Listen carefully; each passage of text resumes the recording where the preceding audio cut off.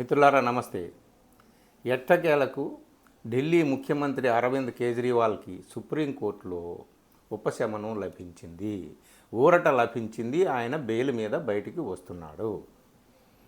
ఈ కేసులో ఎంతమందిని అరెస్ట్ చేశారో, కీలకమైనటువంటి వ్యక్తులు ఎవరో, ప్రధాన నిందితుడెవడు, ఆయన అప్రూవర్గా మారిపోయిన తర్వాత ఆయనకు బెయిల్ ఎలా వచ్చింది, ఇవన్నీ విషయాలు నాకు తెలిసి ఈ ఢిల్లీ లిక్కర్ స్కామ్ గురించి, ఈ అరెస్టుల పర్వం గురించి, ఈ కేసు గురించి దేశంలో ప్రజలందరికీ తెలిసినంత వివరంగా మరి ఏ కేసు గురించి కూడా తెలిసి ఉండదు. బల్లగుద్ది మనం చెప్పొచ్చు.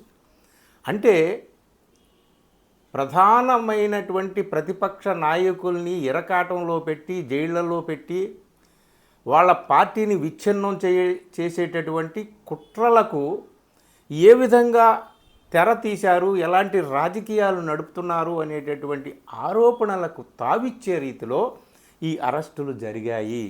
ఈ అరెస్టుల పర్వం అంతా ఇలాగే కొనసాగింది.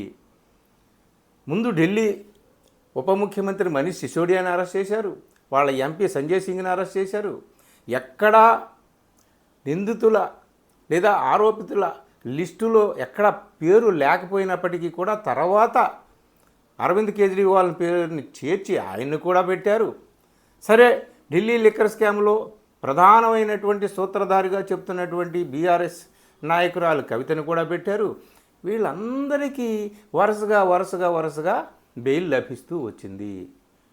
ఈడీ కానీ సిబిఐ కానీ ఎలాంటి సాక్ష్యాధారాలు చూపించకపోవడం వల్ల, కోర్టుని వాళ్ళ సాక్ష్యాధారాలతో నమ్మించలేకపోవడం వల్ల వాళ్ళందరికీ కూడా బెయిల్ లభించింది. ఇప్పుడు ఏమైంది? ఈ కేసు మొత్తం ఒక హాస్యాస్పదమైనటువంటి కేసుగా మారిపోయింది. ఇది కొందరి యొక్క స్వప్రయోజనాల కోసం మరికొందరిని బలి చేయడానికి పన్నినటువంటి వ్యూహంగా ప్రజలందరికీ కూడా అర్థమవుతూ వచ్చింది. ఆమ్ ఆద్మీ పార్టీ వాళ్ళు మొట్టమొదటి నుంచి ఇదే మాట చెబుతున్నారు. మా పార్టీని మొత్తం కూలదోయడానికి, మొత్తం చీల్చివేయడానికి, ధ్వంసం చేయడానికి మాత్రమే ఇది పన్నాగం బీజేపీ వారు పన్నినటువంటిది అని చెప్పి వాళ్ళు చెబుతున్నారు. నేను చెప్తున్నది కాదు, వాళ్ళ ఆరోపణలు. ఈ రోజున కూడా కేజ్రీవాల్ బెయిల్ వార్త వచ్చిన రాగానే మనీష్ సిసోడియా కానీ, సంజయ్ సింగ్ కానీ ఇచ్చినటువంటి ప్రెస్ కాన్ఫరెన్స్లో వాళ్ళు మాట్లాడినటువంటి మాటలు కూడా అంతే. మా పార్టీని ధ్వంసం చేయడానికి చూశారు, చెల్లాచెదురు చేయడానికి చూశారు, విచ్ఛిన్నం చేయడానికి చూశారు. కానీ మా నాయకుడి పట్ల, మా నాయకుడి నిజాయితీ పట్ల మాకెంతో విశ్వాసం ఉంది, ప్రగాఢమైనటువంటి విశ్వాసం ఉంది. ఆయన నిబద్ధత పట్ల మాకెంతో విశ్వాసం ఉంది. అందుకనే మేము అఖండంగా నిలిచి ఉన్నాం ఆయన వెనక అని మాట్లాడుతున్నారు. మొదటి నుంచి అట్లా మాట్లాడుతూ ఒక్క నాయకుడు, ఒక్క కార్యకర్త కూడా చెక్కు చెదరకుండా ఏకశిలా సదృశ్యంగా ఆమ్ ఆద్మీ పార్టీ ఉండడం అనేది నిజంగా ఇప్పుడు జరుగుతున్నటువంటి, దేశంలో జరుగుతున్నటువంటి ఈ విచ్ఛిన్నకర రాజకీయ పరిణామాల నేపథ్యంలో చూస్తే నిజంగా ఆమ్ ఆద్మీ పార్టీ వారికి, ఆ నేతలకు, ఆ కార్యకర్తలకి అందరికీ కూడా హ్యాట్స్ ఆఫ్ చెప్పాలి. ఏది ఏమైనా ఇందులో సత్యాసత్యాల జోలికి నేను పోవను, కానీ మొత్తానికి అందరూ కూడా బెయిల్ మీద బయటకు వచ్చారండి. అయితే ఇప్పుడు అరవింద్ కేజ్రీవాల్ నిజంగా ఆయన పేరు ఎలా పెట్టారు, ఏమిటి, నిందితుల లిస్టులో ఢిల్లీ లిక్కర్ స్కామ్ ఏంటి, ఇవన్నిటి గురించి కూడా ఇప్పుడు నేను చెప్పను. కానీ ఇప్పుడు సరిగ్గా ఈ సమయంలో హర్యానా ఎన్నికలు అక్టోబర్ 5వ తేదీన, అంటే ఇంకా 20 రోజులు కూడా లేనటువంటి ఈ సమయంలో నామినేషన్లు దాఖలయ్యేటటువంటి ఆఖరి రోజు, నామినేషన్లు దాఖలయ్యేటటువంటి గడువు కూడా పూర్తవుతున్నటువంటి సందర్భంలో అరవింద్ కేజ్రీవాల్కి బెయిల్ రావడం ఏమిటి? అందున హర్యానా ఎన్నికల్లో కాంగ్రెస్ పార్టీకి, ఆమ్ ఆద్మీ పార్టీకి చర్చలు ఫలించలేదు, సీట్ల సర్దుబాటు కుదరలేదు. వాళ్ళు వీళ్ళు సిగపట్లు పట్టుకున్నారు, డిమాండ్లు చేసుకున్నారు, వాళ్ళు అంతన్నారు, వీళ్ళు ఎంత అన్నారు, ఎక్కడా కుదరలేదు. సో ఈ సమయంలో అరవింద్ కేజ్రీవాల్ బయటికి వస్తే ఏమిటి పరిస్థితి? ఆమ్ ఆద్మీ పార్టీకి ఆయన బలంగా ప్రచారం చేస్తాడు. అది ఎవరికి నష్టం చేస్తుంది?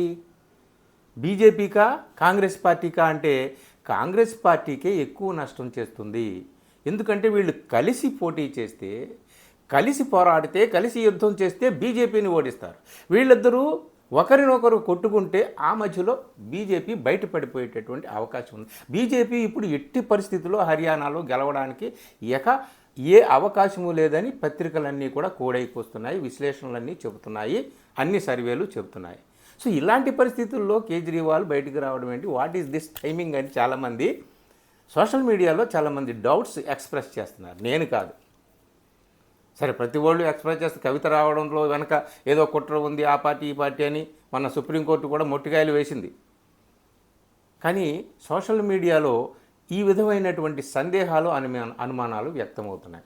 ఇప్పుడు అరవింద్ కేజ్రీవాల్ వచ్చి సరే నామినేషన్లు వేసే గడువు పూర్తయినా ఉపసంహరించుకునేటటువంటి గడువు ఉంది కాబట్టి వీళ్ళిద్దరి మధ్య సయోధ్య కుదరడానికి, ఆమ్ ఆద్మీ పార్టీకి కాంగ్రెస్ పార్టీకి సయోధ్య కుదరడానికి కేజ్రీవాల్ ప్రయత్నం చేస్తారా?